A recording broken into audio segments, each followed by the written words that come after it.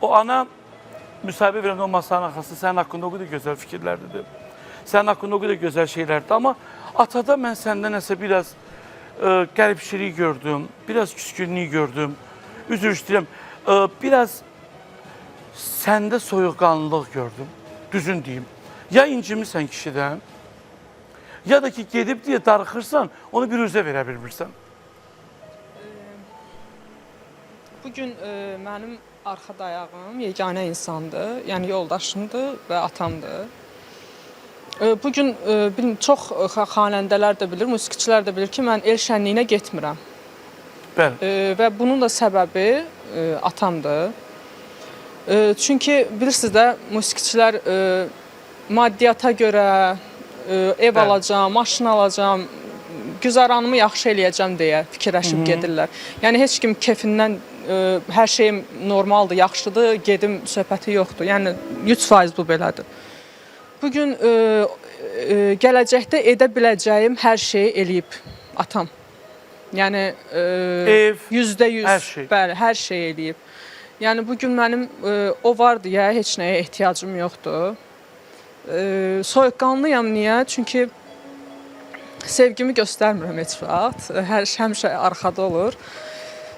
Və ən böyük qorxum odur ki, mən onu itirəcəm.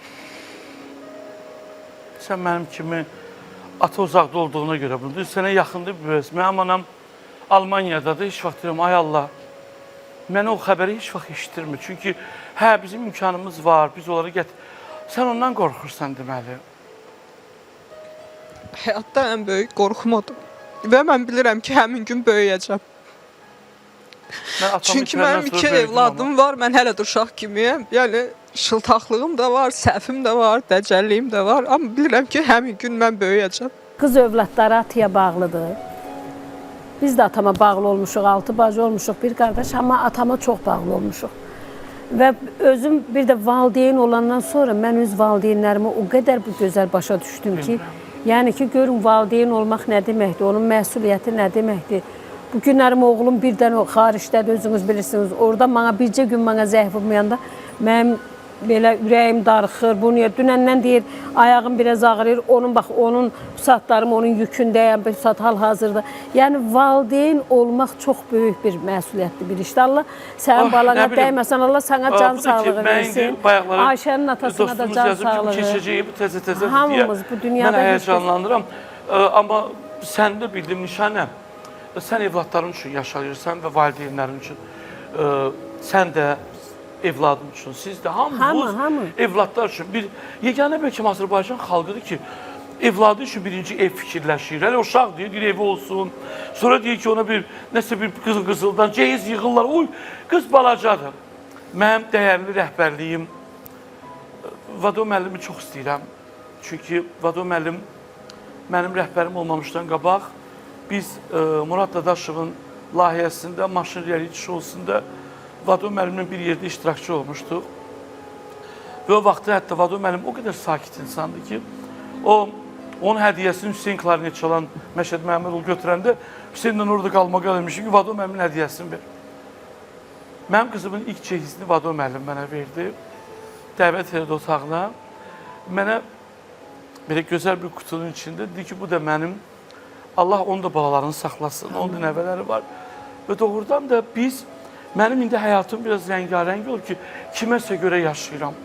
Əvvəl özümə görə yaşayırdım da. Deyirdim ki, bir çox ölümlər mənə çox pis təsir edirdi. Misal üçün, bizim gözəl aktyorumuz, bu şəhərdə də olan aktyorumuz, adı yadımdan çıxdı, Elçin Həmidov, o evində ölü tapılmışdı 2 gündən sonra. Və inanın ki, ondan sonra mən bir ara depressiyaya düşdüm. Dedim, ay Allah, mən belə ölmək istəmirəm də, tək. Mən həyatımda bir dəfə telefonlarımı söndürdüm. Mənim həmən günü atam sükan arxasında dünyasını dəyişmiş və mənə tapa bilmirdilər. Bu, hindi amma elə bir nəsə hiss edirəm ki, var, onun üçün yaşamağa dəyər.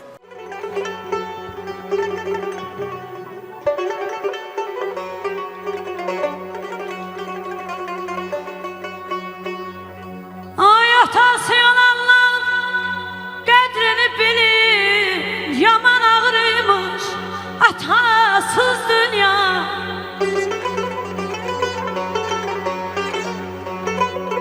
Ona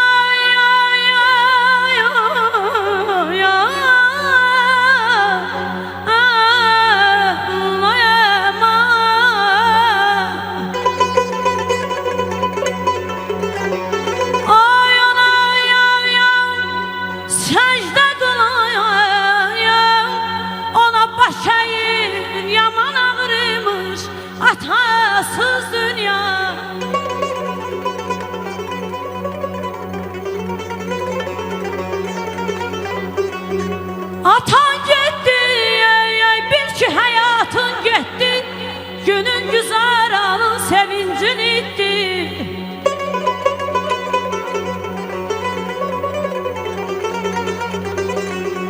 Elə bir ömrümün sonudur getdi, yaman ağrıymış atasız dünya, yaman ağrıymış atasız dünya.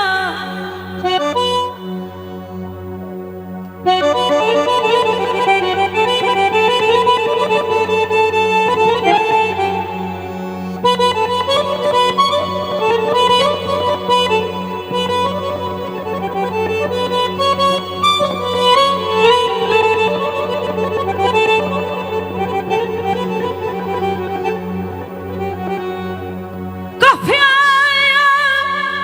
baxıram, qapını açma.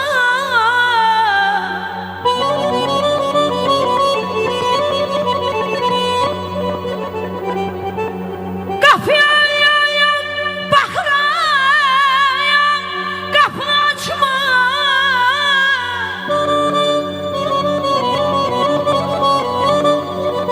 Şəklinə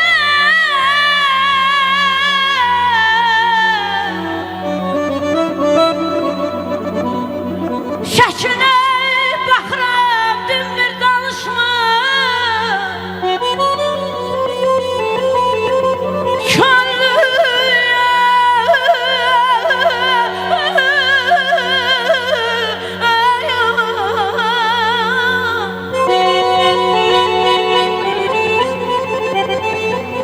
Könlüm nə zaman istəsən dinmir danışmır ay dostlar. Yaman ağrıymış atasız dünya, yaman ağrıymış atasız dünya.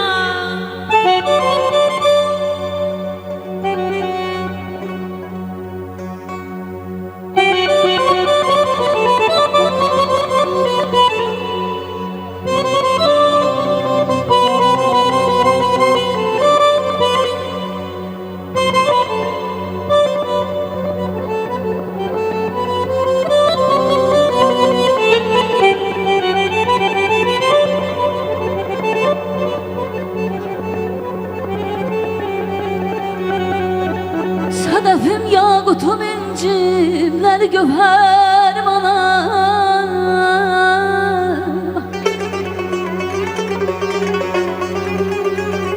Sədəfim, yaqutum, incimlər, gövhərim anam. Nəfəsim təndə canım, cisminə cövhərim anam.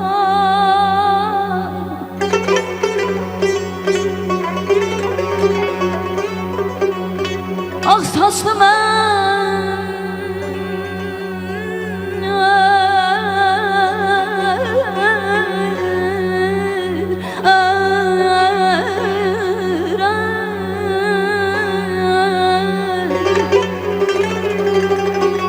Ağ saçlı bir çəylim, doğru yolu göstərənim. Gümanım, məsləhətim